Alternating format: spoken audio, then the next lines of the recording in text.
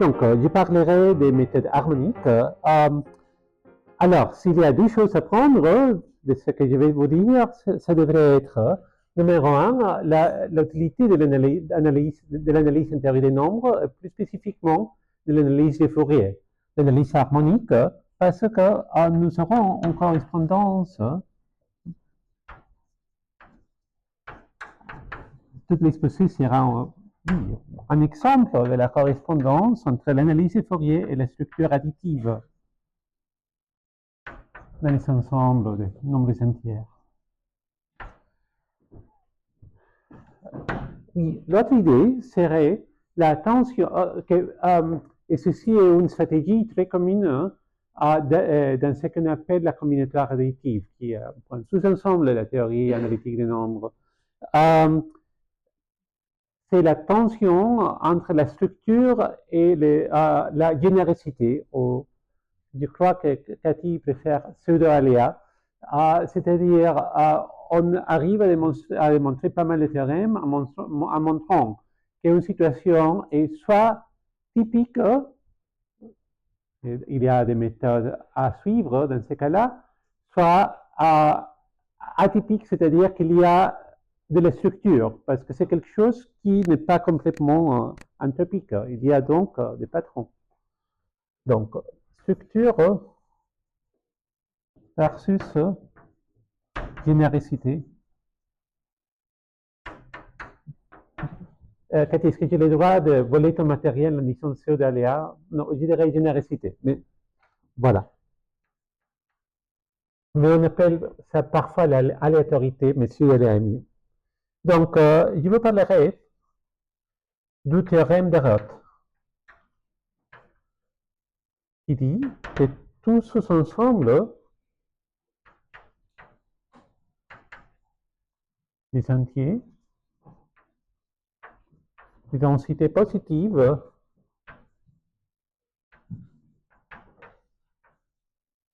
contient des progressions arithmétiques, ça veut dire une infinité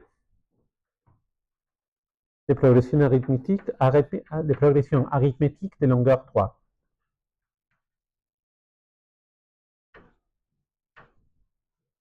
Donc, qu'est-ce que ça veut dire de densité positive? Ça veut dire tout simplement que si vous prenez les premières n nombres d'une succession, dans cet ensemble, ou disons l'intersection de l'ensemble avec les nombres de moins n à n, là, il y a une proportion de ces entiers entre moins n et n qui sont dans l'ensemble, et quand n va à l'infini, le lim inf de cette proportion est supérieur à 0. C'est ça que densité positive veut dire.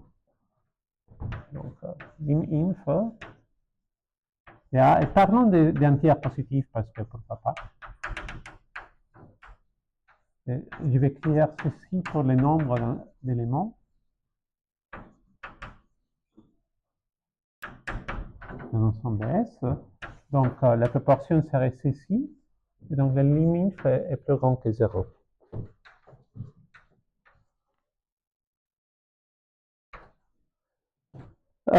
Alors, et la preuve que je vais donner est la preuve en essentiel de Roth, mais réinterprétée, simplifiée par Gowers.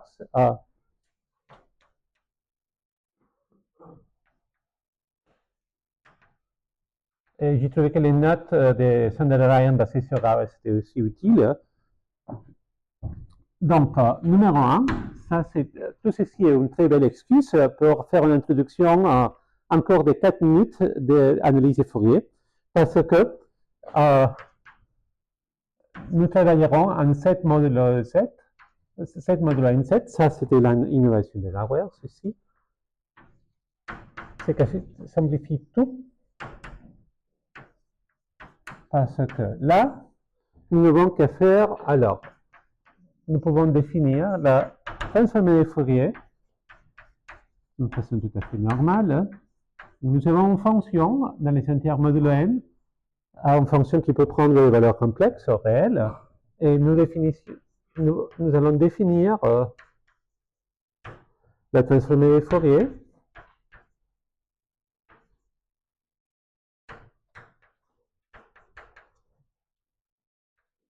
de f comme une fonction qui prend des arguments d'un Z modulo N7 elle-même, c'est-à-dire Z modulo N7 et son propre duel, pour dire cela d'une façon chic.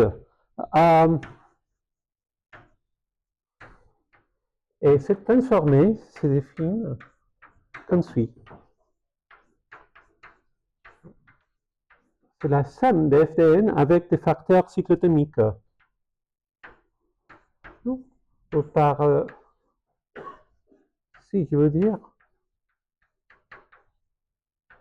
Maintenant, je vais vous donner quelques exemples qui vous seront très familiers si jamais vous avez fait un petit peu de série de Fourier. Si vous ne l'avez pas vu, ce n'est pas important. Mais si vous l'avez vu dans un autre contexte, dans R modulo Z ou sur R, ça vous sera immédiatement reconnaissable. Mais la différence de travailler sur Z modulo Z, est-ce que c'est tout à fait juste de vous laisser les preuves des sessions C comme des exercices, parce que la preuve sera toujours la même. La preuve sera faite par on utilise toujours l'effet que la somme des racines énième d'unité de 1, la somme des racines énième de l'unité est toujours 0. Donc, cette somme sera, alors si ici R égale à 0, ça c'est simplement 1 n fois, donc ça c'est 1.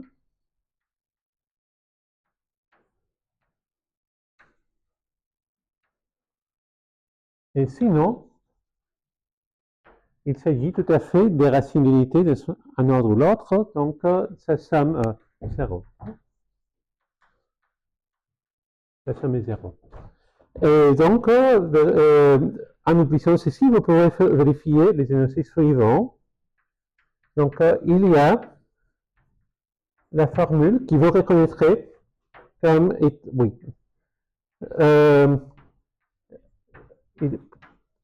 quelqu'un l'appelle formule de Plancherel, quelqu'un l'appelle formule de Parseval. Je soupçonne que l'un était la réincarnation de l'autre.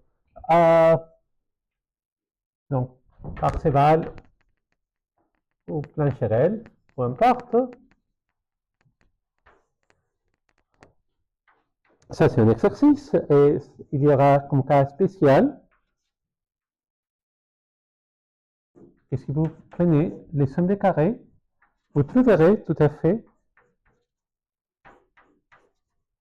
que les normes L2 dans les deux cas sont la même.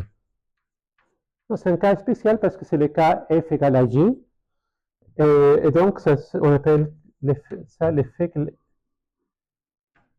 la transformée de Fourier est une isométrie. Voilà. Et on a aussi l'effet que... Ah non. Voilà.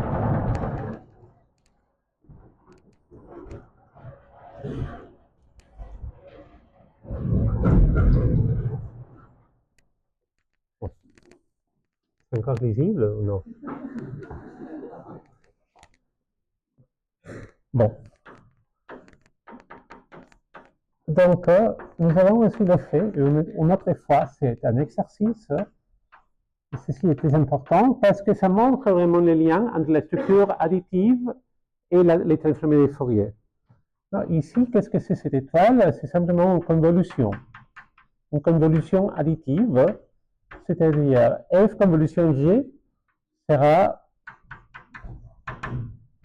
simplement la somme fx de fx fois j y sur tous les x et y qui donnent la somme n. Non? Et vous trouverez que, oui, la transformée de Fourier, de ce point de vue, est vraiment une merveille. C'est analogue à comment le logarithme d'un produit est tout simplement une somme. Ici, la transformée de Fourier d'une convolution est... Oh, pardon. Oui, tout à fait. Parce que plus généralement, on a ceci, que la transformée d'une convolution est tout simplement le produit des transformées. Voilà. Et donc, voilà le mini-cours d'analyse de Fourier en Z modulo N7 avec deux exercices. J'aurais pu aussi donner un deuxième exercice, ce serait la tensorial inverse, mais bon, ça suffit. Alors, disons que nous avons un ensemble de 1 jusqu'à n. Je vais vous montrer que pour un delta donné, si A a au moins delta n éléments, et n est suffisamment grand en termes de n, il y aura forcément des progressions arithmétiques de longueur 3 en 1. C'est ce que nous voulons prouver. Donc, un petit peu de notation. Je vais écrire ceci. Un A est tout simplement la fonction indicatrice, c'est-à-dire 1 si x appartient à A et 0 sinon. Alors, ce que nous voulons montrer est que l'ensemble suivant n'est pas vide et qu'il ne consiste pas seulement de ce que nous appellerons plus tard des progressions triviales. Donc,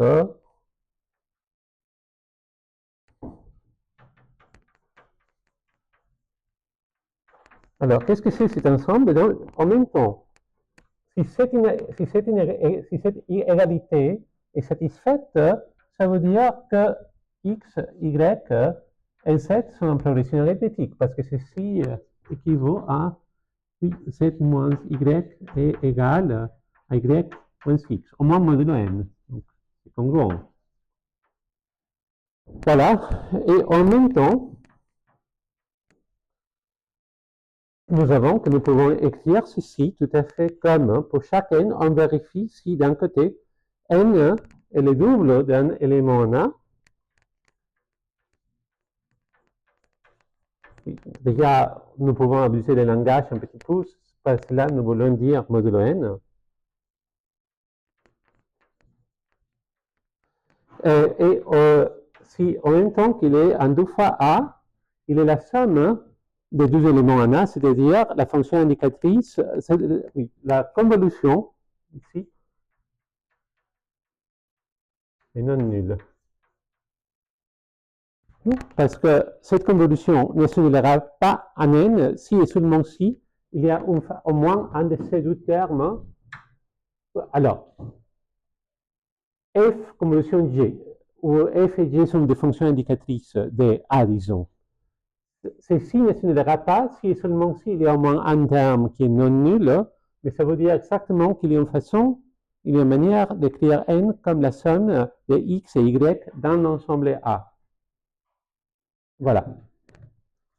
Donc, c'est ça que nous voulons. Nous voulons montrer que ceci est non nul, ou presque. Parce que numéro 1, nous voulons avoir des progressions de x, y, z qui sont en progression arithmétique, pas seulement modulo n, sinon vraiment dans les entiers. Pas seulement congruent, sinon une inégalité. Numéro 2, nous ne voulons pas considérer, il y a toujours des progressions arithmétiques dans tout ensemble, des progressions de type A. Bon, ça compte pas. Ça, c'est une progression triviale, nous devrions les émettre. Donc, mais ces deux objections-là sont faciles à résoudre. Donc, numéro 1, on peut se passer un et impair. Et nous allons définir B comme un sous-ensemble de nombre, soit celui des paires, soit celui d'impair, simplement les plus grands des deux. L'un ou l'autre, s'ils sont de la même taille.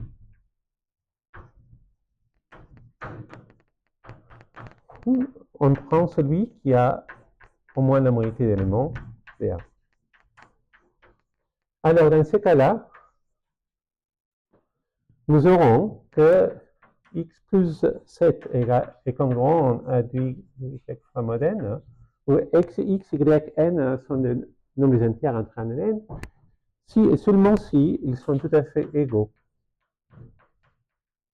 Pourquoi? Parce que la seule façon dans laquelle ils pourraient être congruents sans être égaux, ce serait si un des deux côtés et l'autre plus 1. Mais n est impair. pendant que les deux côtés sont pairs. Donc, on ne peut pas sommer un impair et se trouver avec un pair. Donc, cela est impossible. Donc, la congruence, en ce cas-là, implique tout à fait l'égalité. Donc, ça va. Ça, c'est une petite astuce. Et, oui, donc nous savons tout à fait que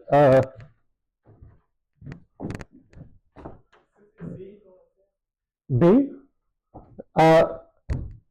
oui, que x et z, pour x et z en B, et z en A, y en A. C'est ça. Ça, c'est la contrainte que x et z soient en B. Ils sont de la même parité. Donc, nous savons que, oui, tout à fait. La conclusion est que oui,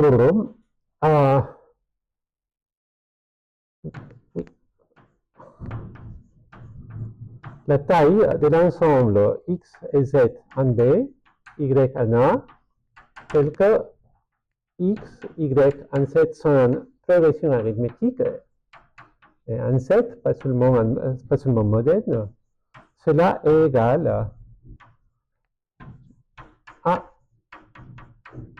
cette somme-là. Nous voulons montrer qu'il y a au moins un cas d'un n qui peut être écrit comme le double d'un élément en A, tout ça considéré modulo n, ou comme la somme des deux éléments en B. Donc maintenant, avec un petit abus de langage, vous pourrez penser à partir de maintenant comme ils sont des ensembles de Z modulo NZ. Or, nous avons déjà fait faire, parce que ceci, par Plancherel ou Parseval,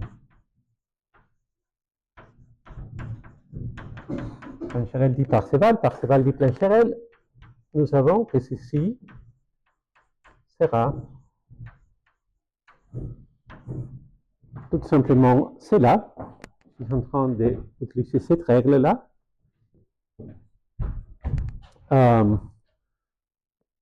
Non, je suis en train d'utiliser plutôt la règle Parseval, là-haut, au Plancherel.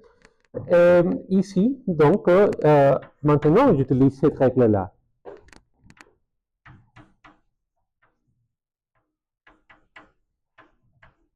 Voilà.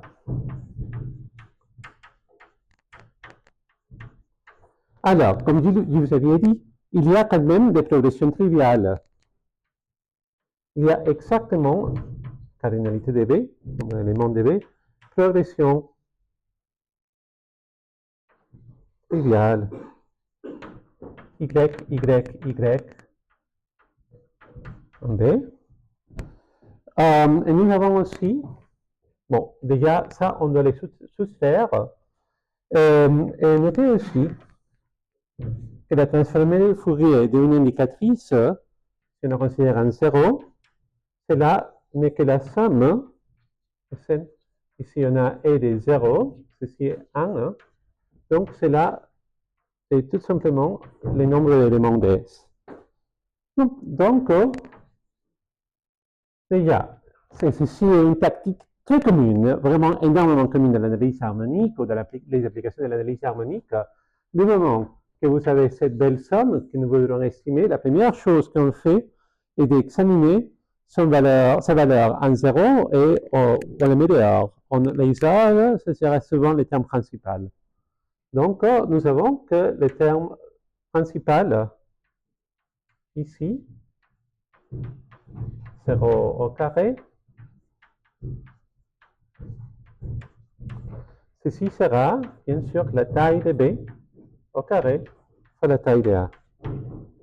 Et donc, en conclusion, non?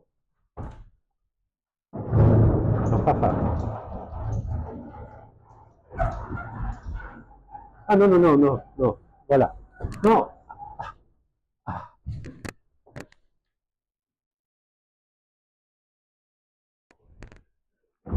Non. Oh, oh, oh. C'est bloqué. Ah, mais ça va. Donc, en conclusion,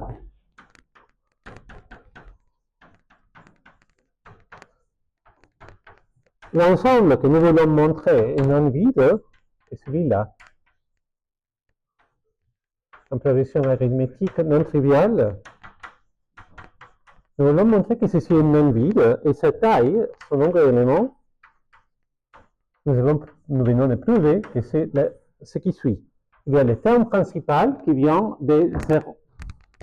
Ça, c'est un 0, c'est un R. Bon, vous pouvez lire cet R-là comme un 0. Donc ça, c'est le terme principal. Puis, on va soustraire les progressions idiotes, les progressions triviales, pardon, soyons polis. Et ici, on aura la somme sur tous les R N7 modulo N7 qui ne sont pas 0. Ici, vous aurez la transformée au carré. Et ici, vous aurez la transformée 2 fois A. Donc, notre tâche est de montrer que ceci ne devrait pas être si grand que ça. Bon, en valeur absolue. Si on montre que la valeur absolue de ceci est plus petite que celle-là, même si ceci est négatif, la somme de ceci et cela sera non nulle. Elle sera positive. Donc, il faut montrer que ceci est positif.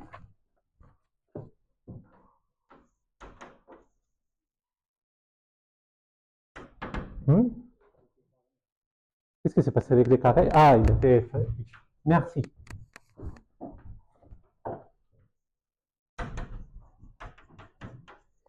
Voilà, donc il y a 2 cas. Oh, je suis allé vite quand même, ou non? Bon. Le cas 1, qu'on pourrait appeler les cas génériques, et les cas dans lesquels générique ou pseudo-aléatoire, et les cas dans lesquels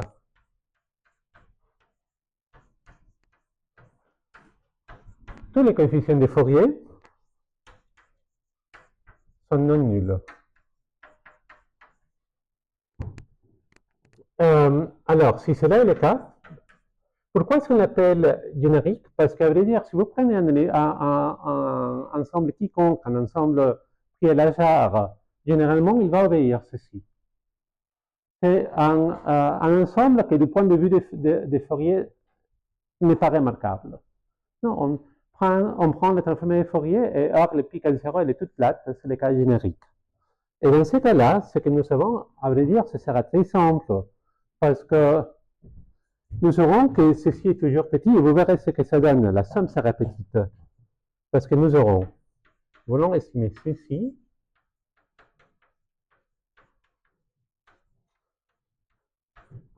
donc nous utilisons tout simplement cette inégalité,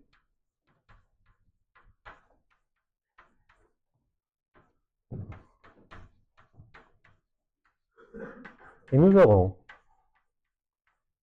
alors, mais vous vous rappelez bien du fait que la transformée de Fourier est une isométrie. Donc, ceci est tout simplement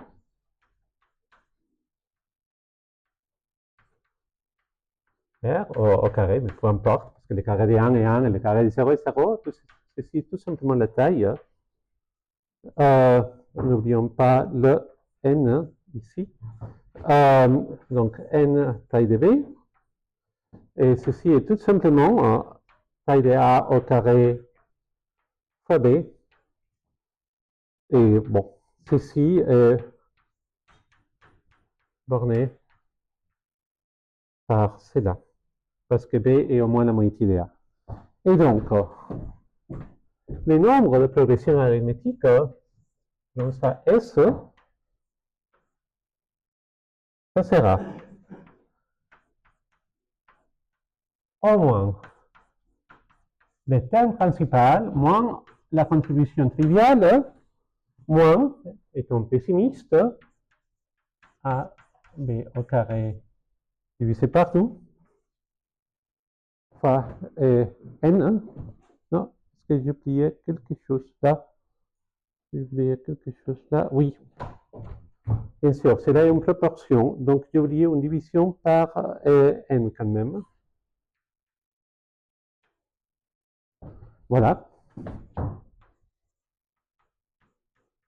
Et donc, on a ici b au carré 2 fois n moins 1 à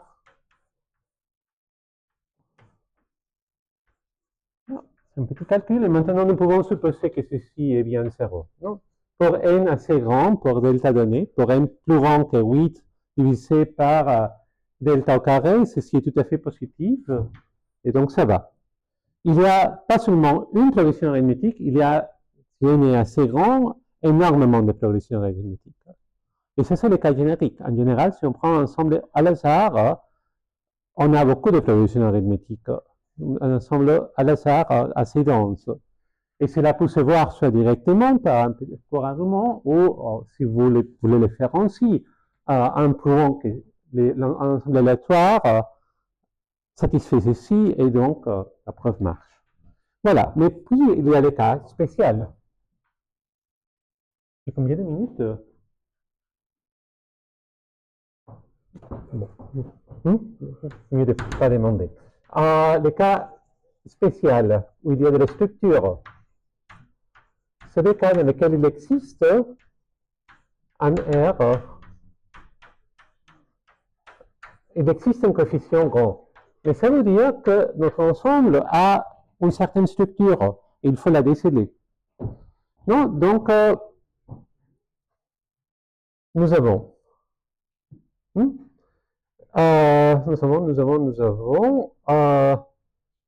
donc nous pouvons soustraire maintenant. Alors, si on a la fonction constante,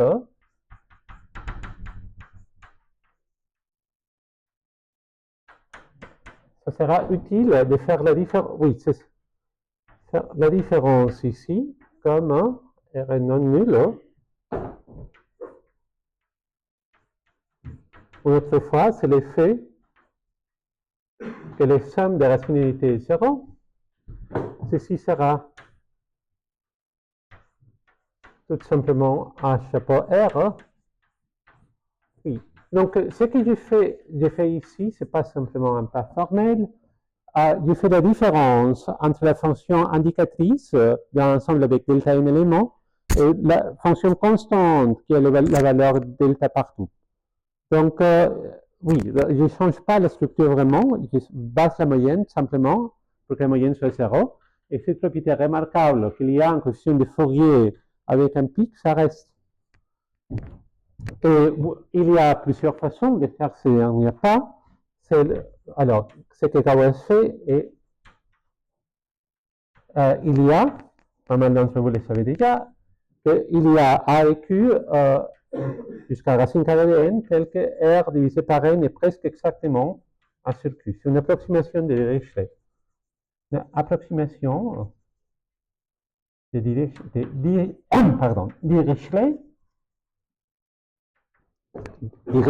Pardon. Donc, nous avons là que R, c'est ces quantités qui apparaissent dans la définition des transformés, et à peu près, et surtout, c'est presque exactement ceci, forme constante, dans des segments courts. Parce que dans ce cas-là, l'erreur ne se accumule pas. Donc, ce qu'on fait est tout simplement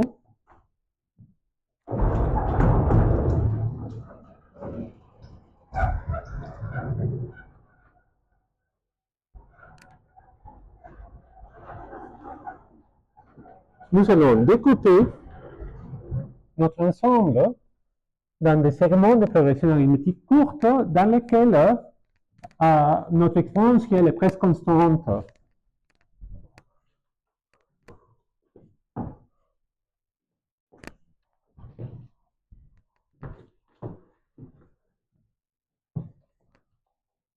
Donc, découpons.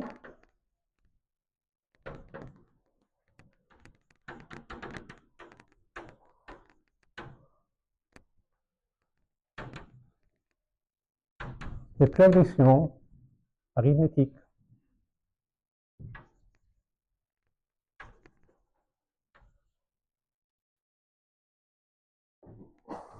Alors, en chaque segment,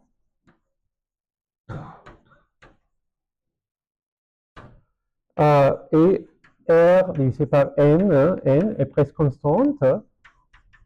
C'est ça que nous venions de dire. Et maintenant, par le principe des tiroirs, que quelqu'un appelle principe de Dirichlet. Oui, oui. Pardon? Ah oui. Je ne sais plus lequel, mais nous allons... Ah non, non, non, non, non, non, non, non. Ah, oh. Euh,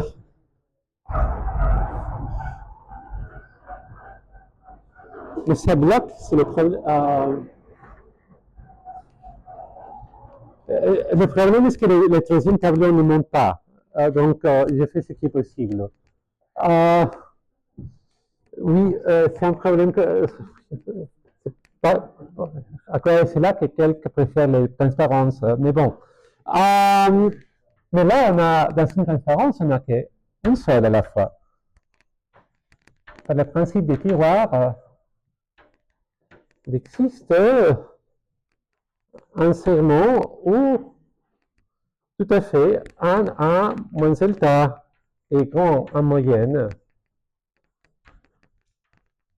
Non, parce que, bon, il s'agit, non, mais c'est évident. Et nous avons découpé, nous avons cette somme hein, qui à la fin est grande.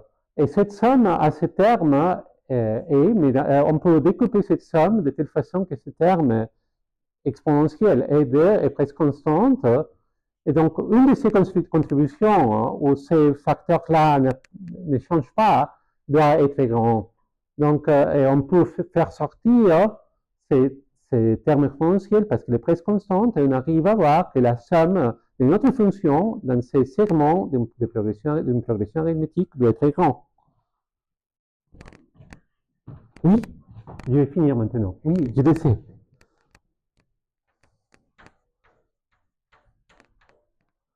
Donc, et on a moins delta et dans la moyenne 0. Donc, la densité, dans ce segment, la densité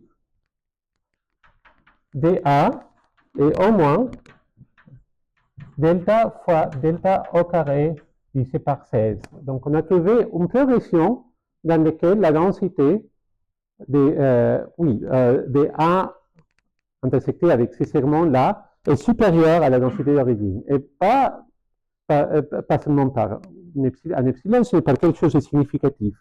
Et maintenant, vous pouvez me dire déjà comment finir. Maintenant, nous avons qu'à itérer. Donc, on passe de ces segments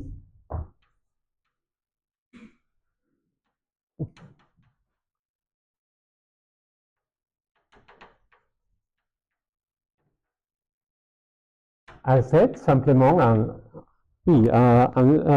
restant A et en divisant, on passe à Z. On a maintenant un nouvel ensemble qui va de 1 jusqu'à M pour un M plus petit, mais qui a une densité supérieure à celle d'origine. Et maintenant, nous pouvons appliquer le même processus. Soit nous sommes dans le cas générique, et donc il y a une progression arithmétique de longueur 3, soit une autre fois nous sommes dans ce cas spécial, donc il y a de la structure, c'est-à-dire nous pouvons faire tout cela et nous arrivons à une densité encore supérieure. Mais on itère, mais cela ne peut pas se passer un nombre infini de fois. On doit finir par avoir une densité supérieure à 1, ce qui serait absurde. Donc, le processus va terminer.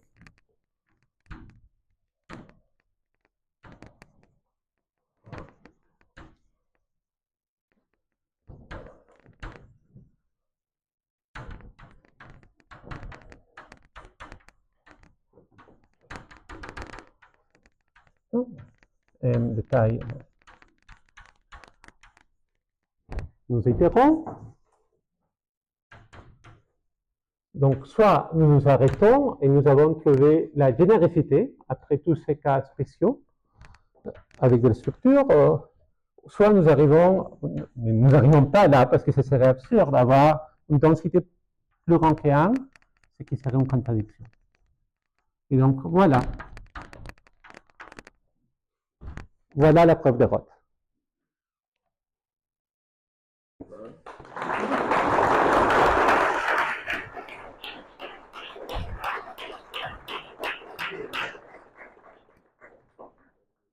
Question? Oui.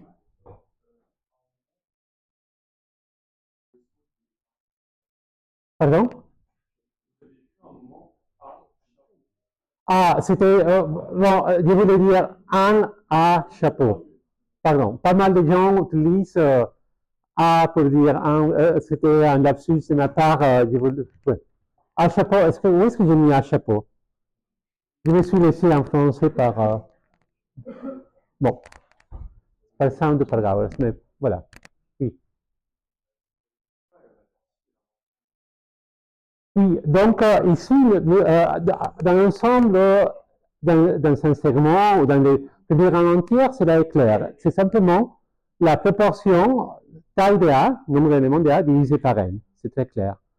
Dans Z, ça prend un petit peu plus oui, de travail, mais je n'ai pas eu besoin d'entrer dans les détails parce que j'ai besoin simplement de définir ce qui était d'être des densités positives. C'est quand les lignes, mais sinon, la densité en ensemble serait les lignes, qui n'existent pas forcément. Donc, on devrait définir pour un ensemble, sous-ensemble des entières, la densité inférieure, la densité supérieure, pour les lignes inf et les lignes sup.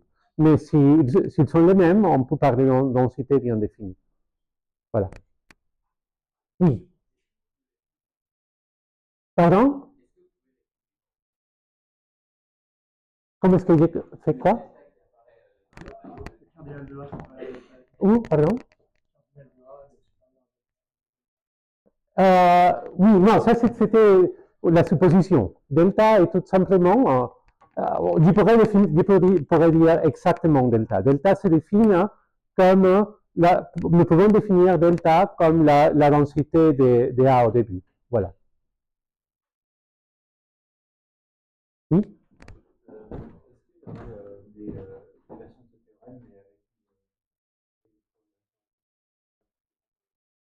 Magnifique question, très méchante. Vous connaissez déjà la réponse, non? Ah bon? Donc, oui, donc trouver des progressions arithmétiques de longueur 4. Donc, prouver que pour un ensemble de densités positives, il y a toujours des progressions arithmétiques de longueur 4 est énormément plus difficile. Ça a été prouvé par Semeredi, c'était quelque chose de majuscule dans les années 70, je crois. C'est une preuve énorme. Puis, ça a été simplifié encore dans les années 70, pas vraiment simplifié, mais vu d'une autre perspective par Furstenberg, qui l'a mis dans le cadre des systèmes dynamiques, de la théorie ergodique. Et puis, la première preuve, qui était un peu dans ce style, mais bien sûr plus compliquée, était celle de Gowers. C'était une des raisons pour laquelle Gowers a eu la médaille Fields. Au tout début, ce qu'on montre est que l'analyse de Fourier ne suffit pas pour démontrer, pour trouver des progressions arithmétiques de longueur 4. Il y a des ensembles qui sont tout à fait complètement génériques du point de vue de l'analyse de Fourier qui ont beaucoup plus ou moins de progressions arithmétiques de longueur 4 qu'un ensemble vraiment aléatoire. Et donc, il faut développer ce que Gauss lui-même appelé la théorie de Fourier de grade, de degré supérieur. Et là, ça, c'est une autre histoire. Donc, il y a plusieurs façons de généraliser la transformée de Fourier donnée ici. Et une de ces formes, c'est pas vraiment la transformée qu'on généralise, mais il y a toute une théorie qui a été introduite par Gauss, qui a été développée par la suite, qui permet de faire une analyse où on arrive à décéder des progressions arithmétiques de longueur 4. Est-ce qu'il y a d'autres questions? Non? Merci beaucoup.